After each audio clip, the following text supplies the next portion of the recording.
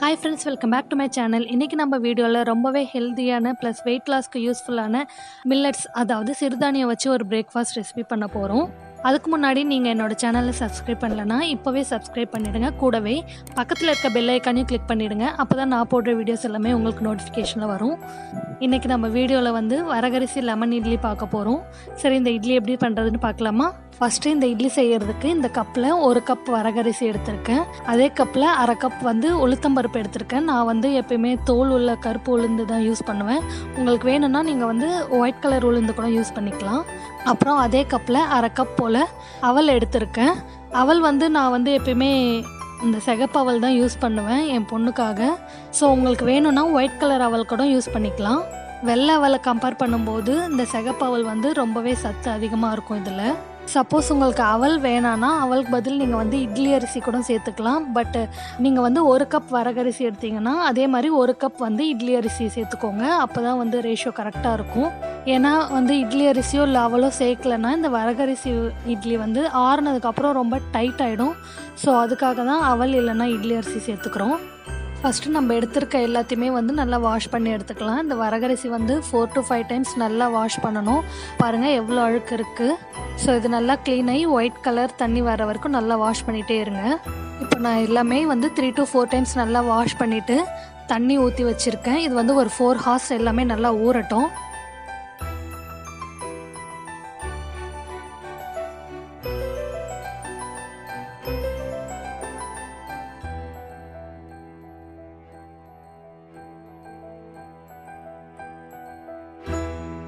ஒரு 4 hours ஆகிடுச்சு. இப்போ நம்ம வந்து மாவு வந்து அரைச்சி எடுத்துக்கலாம்.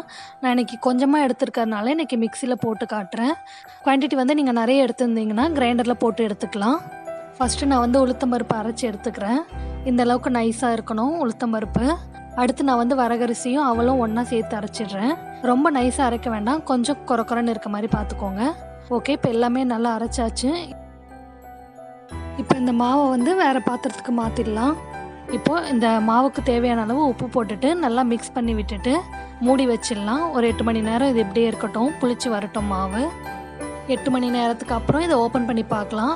மாவு நல்லா புளிச்சு வந்திருக்கு. இப்போ இதை நல்லா ஒரு வாட்டி மிக்ஸ் பண்ணி விட்டுட்டு இட்லி ஊற்ற ஆரம்பிச்சிடலாம்.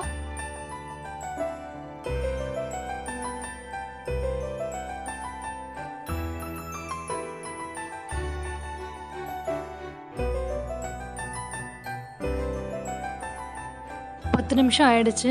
இட்லி வெந்துருச்சு. இதை நம்ம இப்போ எடுத்துடலாம். ஓப்பன் பண்ணதுமே செமையாக வாசனையாக இருக்குது. இந்த இட்லி வந்து நார்மலாக ஒயிட்டாக தான் இருக்கும். நான் வந்து இந்த சிகப்பவல் தோல் உளுத்தம்பருப்புலாம் சேர்த்ததுனால இது கொஞ்சம் கலர் மாறி இருக்குது, வேறு ஒன்றும் இல்லை.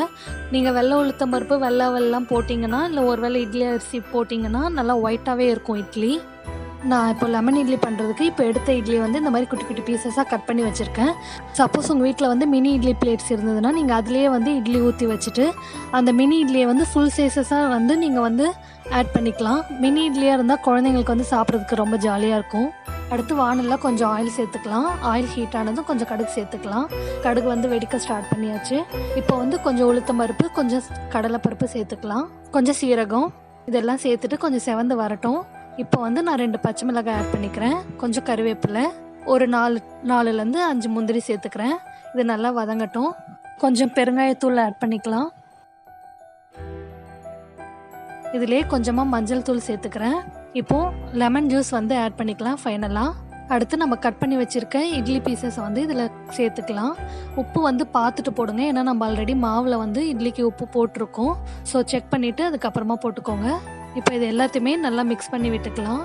ரொம்ப அழுத்தி வந்து மிக்ஸ் பண்ண வேண்டாம், இட்லி வந்து குழஞ்சிரும். ஸோ ஜென்டலாக மிக்ஸ் பண்ணி விடுங்க. நம்ம கட் பண்ணி வச்சுருக்க ஷேப்பும் அப்படியே இருக்கும். அவ்வளோதான், ரொம்ப வாசனையான ஹெல்த்தியான வரகரிசி லெமன் இட்லி வந்து ரெடி ஆயிடுச்சு. நீங்களும் இந்த இட்லியை உடனே செஞ்சு பார்த்துட்டு எப்படி இருந்ததுன்னு கமெண்ட் பண்ணுங்கள்.